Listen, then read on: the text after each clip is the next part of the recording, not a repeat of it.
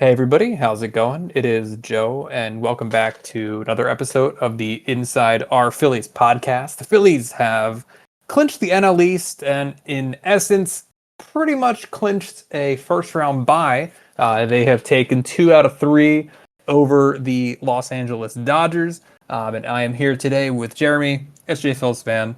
How's it going, man? Going great. Number 2 seed. Here we go.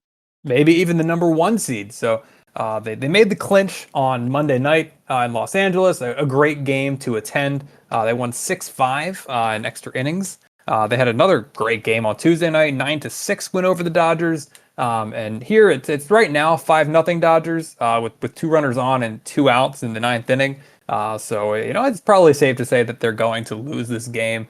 But let's go first to that game on Monday night, SJ, and what a game to clinch the division with. I mean, back and forth. It's what you love to see. Oh my god, I was dying the entire game. Stressful game. Very stressful. I mean, freaking what the heck? What? Oh, the game day is not showing the first inning. I was like, what? This made no sense. This box score. Okay, yeah, no stressful. Yeah, just back and forth, and like we came back, and then we blew it, and then we came back, and then we blew it, and we came. Oh man. Let me tell you, I was at the first 2 games of this series. I'm still here in LA right now. That stadium, for pretty much the entire game on Monday, dead silent. It's crazy. Like, I know LA fans, maybe not known as the most diehard fans, but that was a really, really good baseball game on Monday night, and just nobody cared. It was really, really strange. Yeah, that's weird. You think it was just why did I guess maybe because they've just been crushed lately. The Dodgers bullpen has been atrocious. It's insane.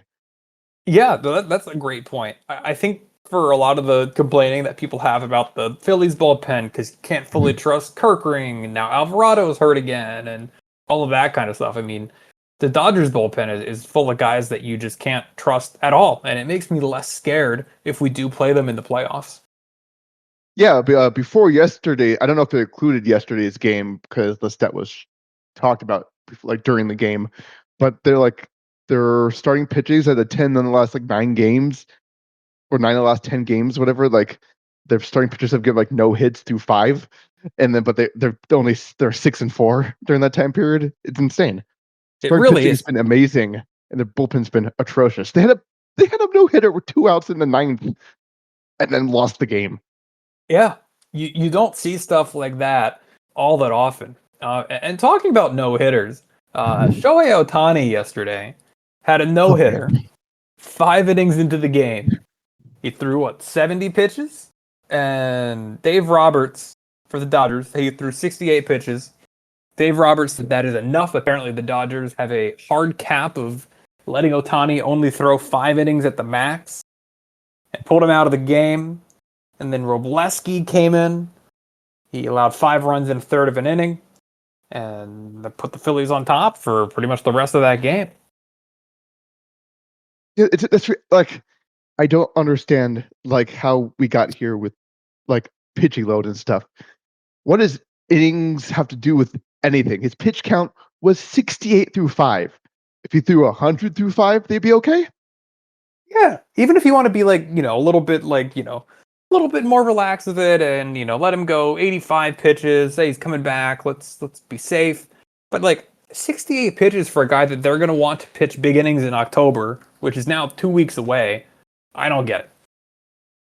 Yeah, no, I've always been this thing like I don't believe in like pitch counts being like the metric to choose for when to like take someone out.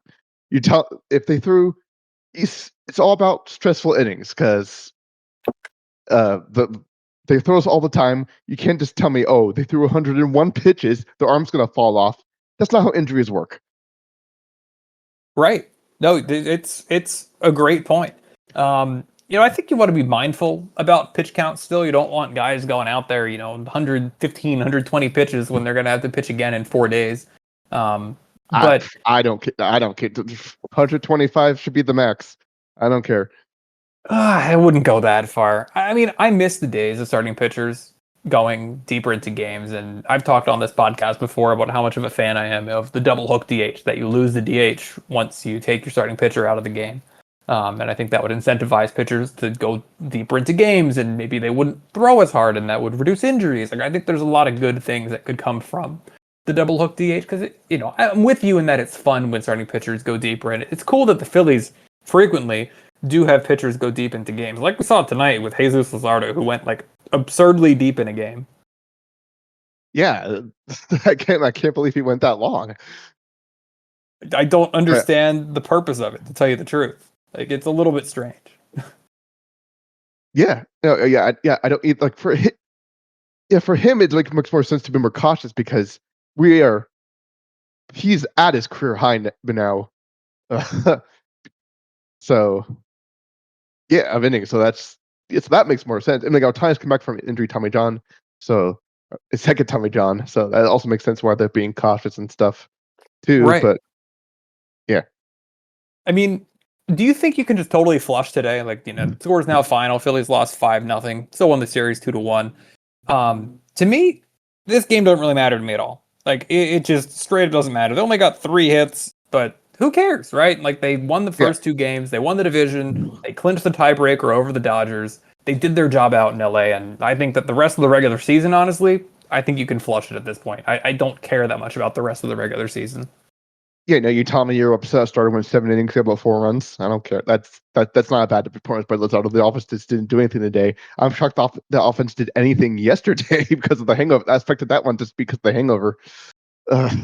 Yesterday was a So fever dream. Yesterday was a complete fever dream. That Marchand home run that hit like perfectly on top of the fence or the side of the fence where it's, when it was low and then it started to get higher up. Crazy. Brandon Marsh hit a home run on an 0-2 count against the lefty, which is just mind boggling to me. Weston Wilson came up huge on Monday. I mean, these are not situations where we would expect these guys to come through, but they are nonetheless, and I think that's important. no. So in a span of 1 minute, this is what I texted my dad when Marchand was up. Why wouldn't you pinch hit Castellanos? We have 3 catchers. What's the point of doing this? Of batting Marchand, we have a bench full of guys that can hit when we have studs to replace them. And then I said, because he's a genius, that's why. Yeah. Apparently, JT Realmuto was sick. I don't know if he was actually Hungover. sick or hungover sick, but apparently JT Realmuto was not available off of the bench Yeah, on Tuesday yeah, night. but we had Step. We had Step. We have Step. What's the point of? Yeah, so it worked out thankfully, but that's the kind of stuff he would do in like he's done in the postseason. That scares me. Why would he? Marchand thankfully hit the home run, but he should not have been batting there. Yeah, I mean, I remember I was at the game with a really good friend of mine. I went to college in LA. For anybody that doesn't know, I still have a lot of friends out here, and I went to a game with a good friend of mine, Max. And I told him, I was like, why are you leaving Marchand in the game? This makes zero sense. The Phillies are carrying 3 catchers right now. I didn't know Romito was unavailable. And Max had faith in Marchand, told me he was going to come through. And look at that. He did, and one of the weirdest home runs I've ever seen. Yeah, it's just crazy. Very strange. Yeah. One thing that I want to Yeah. ask you about, Oh, I yeah, sure. think that there's a lot to be positive about. Phillies won the division. The Phillies have clinched the bye essentially by winning the tiebreaker over the Dodgers, and that is now clinched. But one thing I didn't like, especially after Monday when you already had the division clinched, is I don't like that the Dodgers got so many looks off of our 3 best starters. I think that could come back to bite them in the playoffs if they play the Dodgers, because they saw these guys now. They could be seeing them again in like 2.5 weeks. Yeah, but same thing for them. We could same thing. Yeah, but like, I bet Sheehan's not going to be throwing big innings for the Dodgers in the playoffs, most likely. Um, I guess maybe you'll see Otani for a few innings, Snell probably, but you didn't see Glass now, or you didn't see everybody on the Dodgers, and they're playing for more than the Phillies are right now. Yeah, true. So I get it. Like I get why the Phillies did what they did. I just am also a little bit worried that it could come back to bite them. But what were you gonna say? You sounded like you were gonna say something. Oh, my big takeaway is Perkering is just he should not be pitching anywhere close to a big situation. Yeah, I think you're spot on. I mean, would your opinion change if you got like week and a half left in the regular season? Like, what if he throws 5 shutout innings the rest of the regular season going to the playoffs? Does that change your opinion, or are you kind of set with where you feel on a Kirk? I think he's just the way his like demeanor is and everything. I think he's in his head, and I think he needs a reset for the year.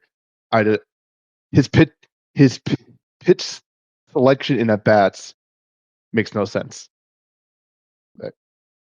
Like Yeah, the slider, he needs to throw the fastball more, and just the slider isn't like anywhere close to being like fooling anyone right now. he feels like he needs another pitch to me. That's kind of what it seems like to me with Kirk. He's just, it's kind of like Romano, right? Like I feel like in modern baseball, 2 pitches out of a reliever, unless you're, an all timer, it's not really enough to get by. And I feel like Well, no, most people need. I think it's enough to get by, but like just he throws it in the strike zone too much. His sliders so it just they know it's going to be in the zone. Yeah, I mean, I guess it's kind of something like with Duran before they kind of got him a little bit more figured out, and they taught him how to throw the curveball more and throw out of the zone more. But I feel like Kirkering has always kind of had a little bit of a problem where he's faltered when the lights get bright in the biggest moments, and I hope that doesn't continue more. But I am with you in that I don't think you can trust him in a big situation, and unless something big changes in this next week and a half, I don't want him in leverage in the playoffs. Exactly. Yeah. Um, Robertson, what do you make of Robertson in this series? Back-to-back games for Robertson, which we don't see all that often. Well, no, Um, yeah. I mean, I've been saying this. I think they're using way too much for his age and everything. So he's been looks. They need to basically get. I feel like they need to give him like at least a series off at this point. yeah, and they'll finally have an off day tomorrow, which I think is I good. I feel know. it's been a long time since the Phillies have had an off day, so that's good. I think it'll be good for these pitchers in the bullpen, and obviously in the playoffs, you get a lot more off days than you get in the regular season. So maybe that helps them out. I don't know. I can't remember the last time I was so happy for a baseball off day. I was like, this team needs it so bad. Yeah, I mean, they does seem like they do. They're not running on fumes, but they deserve the day off to relax and the rest of this regular season, spread the playing time out, make sure everybody's healthy coming into the postseason. Um, that's I think what matters most. Yeah. Real quick with the Dodgers, and do you know how big their lead is in the NL West? Was it like 2.5? Two. It's 2 games. Yeah. Okay. I Yeah. thought Yeah. I thought it was more than that. I thought it was like 4 or 5, something that they're probably going to win, but maybe not. But I mean, No, two no, no. games. No. I mean, the Padres and them were trading off for like a few weeks ago, back and forth. So yeah, no one's been able to pull away in that division. Yeah, they very well could be on the road in the wild card series if they blow things up here in the next couple of weeks. We'll have to see how that goes. But we have a ton of listener questions today. You did a great job of getting these together. So let's go through and ask them. We also have a couple carryovers from the last series. Um, so we have a question from Coaster Craze. He was wondering what the prediction was for the Phillies record in the rest of the season. This was before the Dodgers, but I think it kind of is interesting to talk about now, like in these upcoming series that the Phillies have the rest of the year. How do you think they're going to do? Yeah, And what are you expecting? yeah. In my unreleased short recap of the Royal series. Yes, I got into my hotel in LA at like 12:30 after 14 hours of driving, and I kind of fell right asleep. So you all missed out on 8 minutes of content from Jeremy. Yeah, yeah, but it's like I think everyone could agree that World Series there was really nothing really to talk about. Yeah, I mean he clinched the playoff spot, but yeah, I mean Yeah, yeah, no, yeah. We didn't clinch the division. It was a pretty boring series. I don't even remember anything that really happened in it at this point. So what are you expecting? These 9 games, 3 in Arizona, 3 at home against Miami, 3 at home against Minnesota. Yeah, no, so yeah, I remember I predicted 95 wins to end the year. Mm-hmm. So uh I, I still can see that, especially if like the Dodge are was it the match number is 4 still. So we really only need to win 2 games because the Dodgers are probably going to lose 2 games. We won the season series against them, so Yeah, yeah. So and these aren't good teams. I mean, the Diamondbacks are okay. You know, they're about a 500 team, and finishing the season against Miami and Minnesota at home, even if the Phillies aren't going all out, which I mean they probably won't. You figure they're still winning at least 4 out of those 6 games, right? And maybe they win a game in Arizona and they go 5-4 down the stretch and they finish up with 96 wins. Sounds yeah, about right to me. yeah. So yeah, I see 95 wins is probably the spot on. All right, I'm going 96. We'll see what happens and who wins there.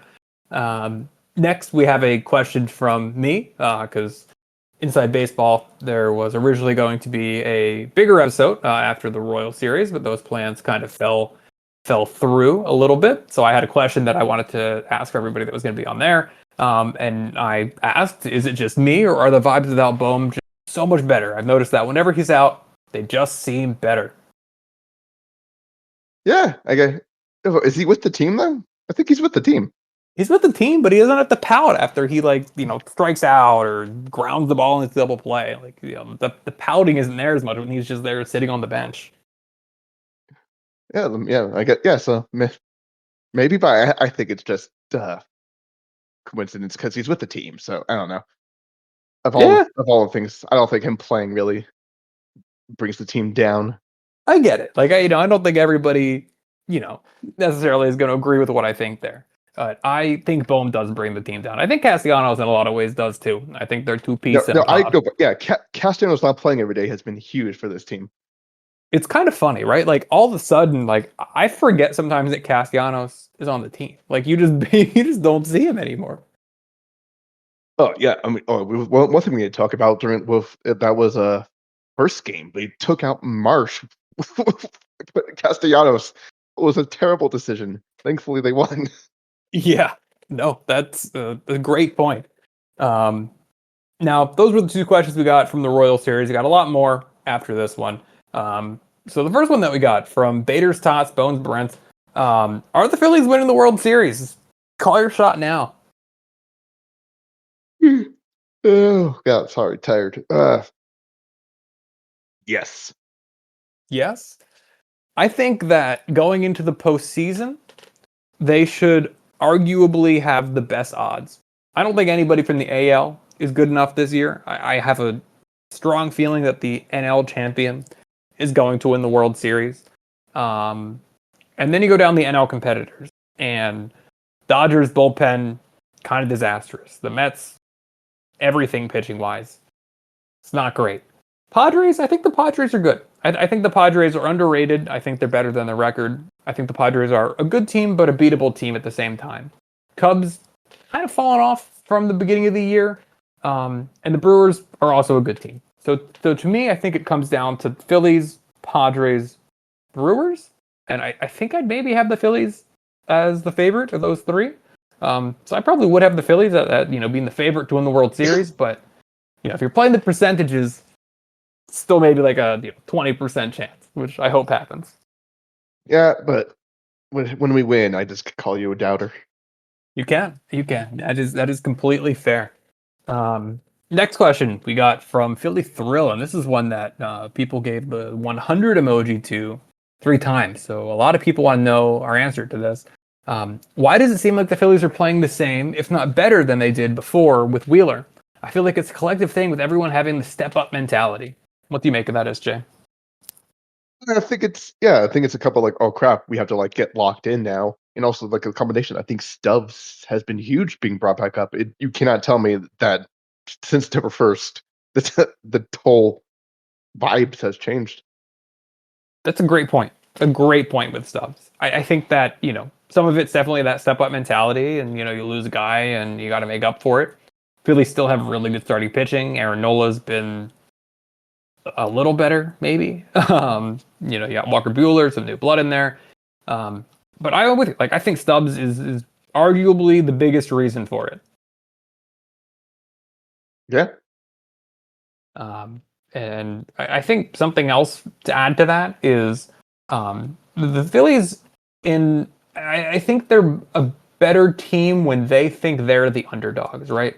2022, everyone was down in the Phillies. Coming in, 6th seed, they were the underdogs. They went to the playoffs, and obviously they won the Oh my pennant God, and went they to the World limped. They Series. limped. Oh my God, they limped into the playoffs. The Phillies didn't make the playoffs in 2022. The Brewers didn't make it. That's the They did. No, you're right. Brewers. The Marlins beat the Brewers didn't Brewers want over it. and over. The Brewers did Over and not over. want to make it. 2023, pretty similar story. Nobody was really thinking about the Phillies as a front runner in 23, and they kind of destroyed teams on the way to the NLCS, where all of a sudden they were the favorites against the Diamondbacks. They had home field advantage, and then it kind of fell apart. And then last year, Phillies, one of the best teams in the league, the regular season in 2024, and then they unceremoniously lost in 4 to the Mets. I think that without Wheeler, they kind of are able to conjure up a story where they think that they're the underdogs again, even though they're really not. They can think that they are, and kind of play up a little bit. Yeah. Yeah. Which is pretty cool. Next question we got, Coaster Craze. This team does not quit. It has been really nice to see, but are they getting hot too early? No, because we are injured like hell right now. So not everyone's even playing and can't be hot. And they're still not really hot. Like Schwarber didn't dominate. Like he hit the home run a couple, but then I don't think any Marsh is the only one that's on fire, really. Marsh has been on fire. Bader, kind of cooled off a little bit in the last couple of days, but Bader was kind of running into some pretty absurd BABIP luck. It was like 900 BABIP that wasn't going to be sustainable. But I think Sustainable. he's still a very valuable player. Marsh is, like you said, super hot. I think Bryce coming up in a big moment on Monday restored a lot of faith for me in him that I didn't necessarily feel. Coming into this series, it was a big deal for me to see Bryce come up big. And I think the pitching is just good. The pitching is just good. Yeah, no, yeah, I think like this series, they didn't look dominant. The offense woke up late yesterday, like which they've done too many times, and then the other game was just like a back and forth affair. So no one's been really no one's really on fire. Like I don't think we're peaking at all. Like the pitching, our starting pitching hasn't been dominant. It's been good. Yeah, that's spot on, I think. Next question we got, Owen's deck. How about Brandon Marsh? And how about Brandon Marsh? I mean, what a player. I don't. I was like, they left him against the lefty, and he homered. Just play him every. Do not bench this guy. It just should be Kepler and Castellanos if you want to platoon anyone. Marsh plays every day. His defense is too good to sit, and he's capable of hitting anyone. I've always said this. I've said this for years. I'm with you. I think that you can platoon Kepler and Castellanos, and that's fine. But Bader and Marsh, I think that they should be in every day. I've long been an advocate, of the trio of Bohm, Stott, and Marsh. I think people think of them as, the core of the daycare, the guys that kind of grew up together on the Phillies, even though Marsh was traded in, obviously. I've long thought that Marsh is the best player of the three because he has that plus defense in at least the corner outfield, maybe not plus in center field. He has good energy, good vibes to him. He strikes out a lot, but he makes pretty good contact and has like one of the best BABIPs of all time, like number 2 all time as a baseball player. The guy is It's not just. It's like the exit velocity all time too. It's just insane. he's just productive. He's just straight up productive, and I think that he goes super underappreciated. And I know that he had a really bad start to this year, but I think really ever since the middle of May or something like that, he's proven Yeah, why he's the best out of those three. yeah. April, March, his OPS was 387. His batting average was 095. And but they had a BABIP of 115, so it was a lot of it was bad luck. But since then, OPS 823, 786, 766, 803, and he's one dotting it this month. So he's it was just insanely bad first month, and he's been fine since coming back from injury. How do you rank the trio now? How, like between Marsh, Bohm, Stott, who do you think's the best player? Who do you think's the worst? I mean, it's Marsh by far is the best, and then it's Dodd is serviceable, fine. He's a starter on most teams, and Hmm. Bohm is a little crybaby. I think that's pretty much how I feel. I think that it's pretty easy to rank them that way. Truthfully, I think Marsh definitely the number one plus player in a lot of ways, especially in left field. Maybe a little more power and not plus power, but plus in most of the other tools. I think Stott is kind of figuring things out a little bit. I think that he's a little bit frisky down in the order, annoying, long at bats. Before the pitchers have to go face the top of the lineup. Great defense at second base. Still good defense at shortstop. His defense at shortstop has been kind of awesome to see, actually. And then Bohm, I'm kind of over Bohm. Yeah, no, I mean, like, Stott is like you expect 10 plus home runs, OPS over 700, and just like he's been fine since they fixed his batting stance, which I was clamoring about. How like it was so obvious what the problem was. Yeah, you were on it. And the defense in the middle infield, you can't undervalue that. That really, really, really good second base defense and still good shortstop defense. It's tremendously valuable, and it gives you so much leeway in terms of like how you can hit when you can play the field like that. It's such a premium defensive position. Oh yeah, no, it just I mean, like obviously we were spoiled by Utley, who prime best second baseman of all time. Uh, but like these are very good second base numbers from Stott for his career. Like most people would kill for that on their team. Right. No, you're right. We were spoiled by a lot of things in those years, but um, that's definitely one of them. So the next question that we got is from Bader Truther, and Bader Arm Bader Truther, and he wanted to know how differently does the absence of Trey Turner and Alec Boehm make you see the offense's current production, and once they come back, how good do you feel about the bats going into October? Well, I think Trey will be okay. He's never really been the one that struggle coming. That's always like time off never really bothered him. I think he's pretty always confident with his swing. It's just it's his pitch selection has always his problem. Uh, and then Bohm, yeah, he's gonna swing at the first pitch when he comes when the first bat he's back, first pitch ground out. Yeah, I mean that wouldn't surprise me at all. I think I'm with you on a lot there.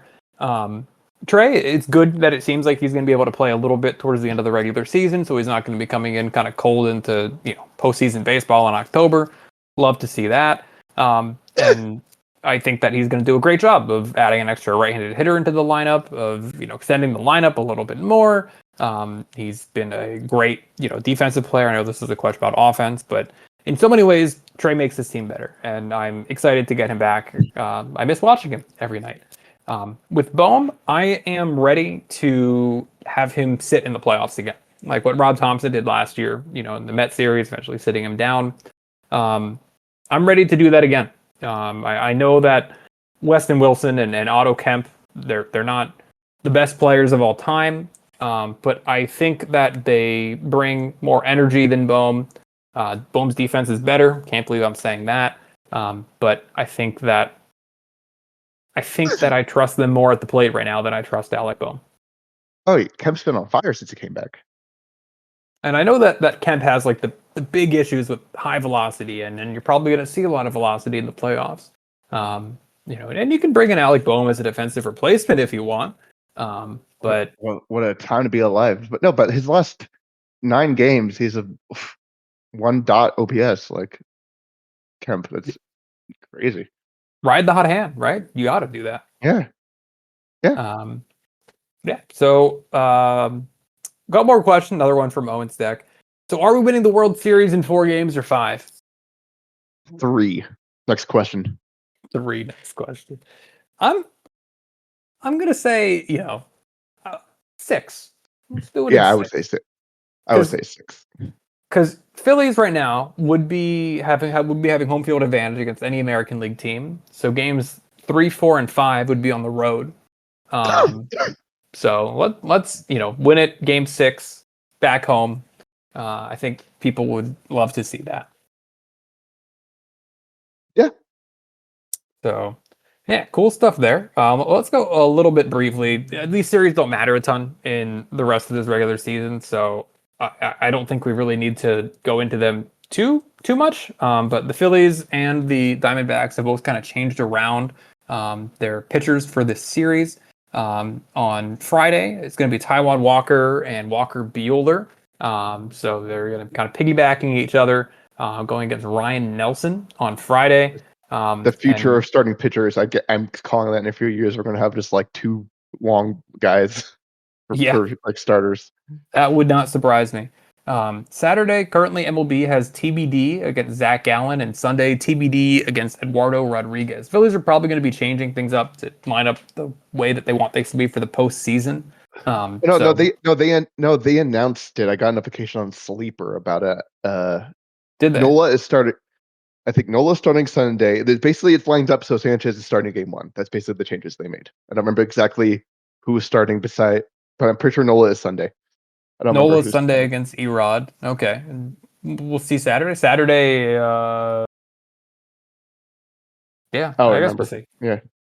I don't know. Maybe it'll be a bullpen game or who knows. I mean, you hate to say that the games don't matter, but the games really don't matter that much in the rest of the regular season. I know you can argue like the 1 seed is still up for grabs. I don't really care that much about the 1 seed versus the 2 seed. Like, it doesn't matter. What about you? Oh yeah, I don't care. Yeah. So I'm glad we're on the same point there. A couple of things I wanted to bring up, because it Yeah, was yeah, yeah, yeah, a yeah, yeah. Oh no, it's Nola Saturday, Ranger on Sunday, and okay. then Christopher Sanchez on Tuesday to put him in line to start season finale and then game 1. So Nola, Zach Gallen, and then Ranger against Erod. Cool. Should be some interesting pitching matchups. Chase Field, always a fun place to be, right? A couple things I want to bring out. Kind of weird how this series worked out. I know a lot of people pointed this out to me on our Discord server, which everybody should join if you haven't already. Or of course, so we have a community on Reddit r/Phillies. You should join that as well. I was on TV after the Phillies clinched the division. On NBC Sports Philadelphia. I had my ticket up at the top deck at Dodger Stadium, but I worked my way down, and as they flashed National League East champs across the TV screen at the bottom, I was right there in my powder blue Eniel De Los Santos jersey, proud to proud to represent. Ever How been much on did that TV cost you? before? $5. Cost Yeah. me $120. No. I have a no. I went to all 4 games in for the Rockies. So there was a clip I watched because I kept track of when the foul balls were right near us. So I went back to Mhm. go look. A foul ball bounced, went over us, and the camera caught the back of my and showed my Nola jersey. So like, There boom. you go. Did you see the picture that I don't know if I sent it to you about me on TV, but it's like a full on picture of me. It's crazy. Yeah, no, I was like, I'm surprised you didn't tell me. Oh no, I Yeah. see it now. I see it. Yeah, that's great. No, pretty cool. And then I don't think I told you about this. I was walking into Dodger Stadium again with my friend Max yesterday on Tuesday, and all of a sudden I had somebody approach me with a camera and everything, and they said, "Oh, a Phillies fan. Let's talk to you." And they were a reporter from a Japanese TV station. They never told me what Japanese TV station it was, but I guess I was on like the Japanese news talking about the home run race between Kyle Schwarber and Shohei Ohtani, which I'm gonna have to try to dig down and find as hard as I can, even though that might not be possible. Um, because I mean, the idea of me being on the Japanese news in my Saturday Night Special Yaxel Rios jersey, I gotta find that. I mean, I'm sure if you go on like our Dodgers and ask, they'll might be able to. Maybe, yeah. I mean, I had a big debate going into that game on Monday about what jersey I wanted to wear. The two that I brought out here to LA were that Saturday Night Special, Yaxel Rios, and the powder blue Eniel De Los Santos. And I ended up going with Eniel. But I'm not sure if that was the right call or not. Hey, it worked. It worked, so we'll take it. I saw the two wins and I didn't go to the loss here in LA, which I love to They see. lost. They lost because you didn't go. I guess so. I guess so. You can put the blame on me. Um, for anybody that like hasn't been to the California ballparks, just do it. Like the California ballparks are just unbelievable. At this point now, I've been to 23 MLB ballparks. San Francisco, San Diego are my number one and two. San Diego's number one. San Francisco's number two. LA is number seven for me on my list. Sacramento, like a really nice minor league stadium. I was there the other day on Saturday.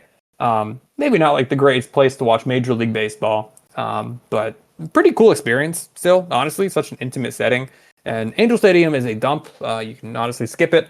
But just having like San Diego, San Francisco, LA, those three stadiums in the same state, insane. Insane. Yeah, I'm pretty sure I've been to Petco. I had because we were visiting colleges. My sister went to visit UCSD. I have a baseball from the ballpark, but there might have been a Philly game. I don't. For some reason, that's a blur to me. Like I Okay. was like 8, 9, but something tells me that I did go.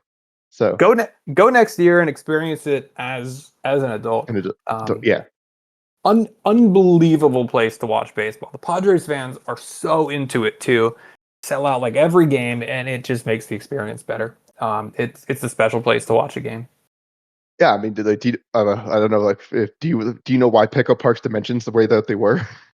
Well, it's because it's like the old like actual metal supply company in left field, right? And that's part of it. No, no, no. Like, why is it so? It was one of the biggest stadiums for a while. Like the field, like the outfield. Like, do you know why it was so big? I don't know. It was built to contain bombs. There you go. There you go. That actually makes a lot of sense. Yeah, But yeah. Padres general manager Kevin Towers bragged that he made Petco Barry Bonds proof after the future home run king had smashed 50 long balls over at Qualcomm. oh my god, that's funny. I mean, makes sense. I mean, Barry Bonds was a complete menace. In my opinion, he should be in the Hall of Fame. Barry Bonds. But it's just like I know it's a museum. Put a slap an asterisk on everyone from that era and let them in at this point. The way I look at the steroid guys is they like knock you down a peg, right? Like an inner circle Hall of Famer, somebody who would be without steroids, like A Rod or Barry Bonds or Roger Clemens, something like that. Like they knocks you down a peg, right? Maybe you're not inner circle guy anymore, but you're still a solid Hall of Famer. I don't think it knocks you down like four pegs from inner circle to completely out. Um, Yeah, I mean, it's obviously because Barry Bonds was a Hall of Famer before the obvious point when he took steroids. Who knows if he was too before? But A-Rod, it's very different. He was taking steroids a lot more than he said he was. It came out a lot later. yeah, I mean, steroids don't make you as good of a player as A-Rod. Maybe he got 10 extra WAR because of taking steroids across his career, however long he did it for. But it Yeah, doesn't this is explain an off, everything. this is an off-season podcast episode. We can go into the whole. Do you know how much career WAR A-Rod has? uh 110. 117.4. Take away 30 WAR, and he's still like a really, really good Hall of Famer. Yeah. He was a great defensive shortstop. Until the And Yankees forced him to move over for Derek Jeter. yeah, But anyways, anything else that you wanted to get into about the series? We have gotten kind of off kilter a little bit here in the last few minutes. uh, no, I we needed to take just 1 out of 3, but we took 2 out of 3, which was great.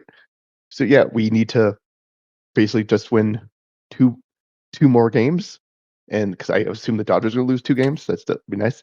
And like I kind of wouldn't be upset if we lose the series to the Diamondbacks, assuming that the Mets lose a couple more games. because right now it's probably the best bet for the Mets to miss the playoffs, unless the No, Reds can just get hot.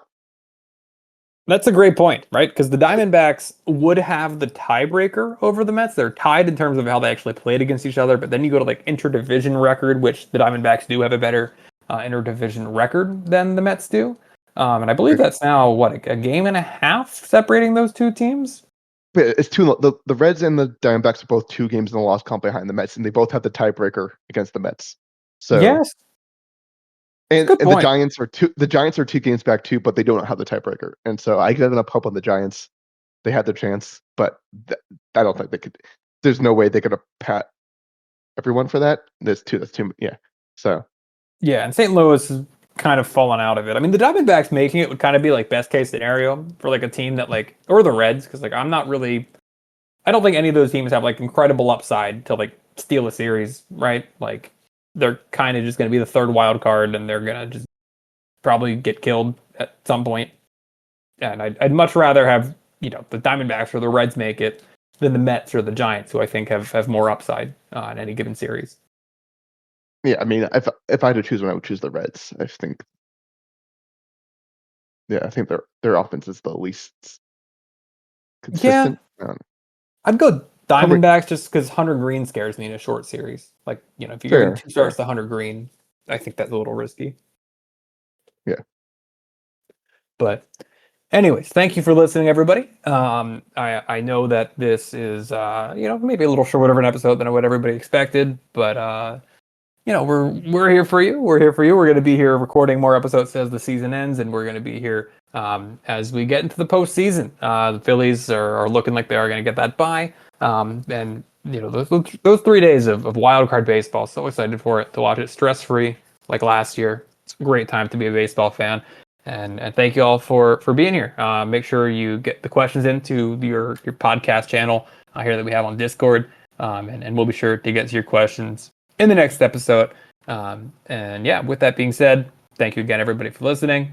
Have a great day, and we will see you on Sunday. Bye.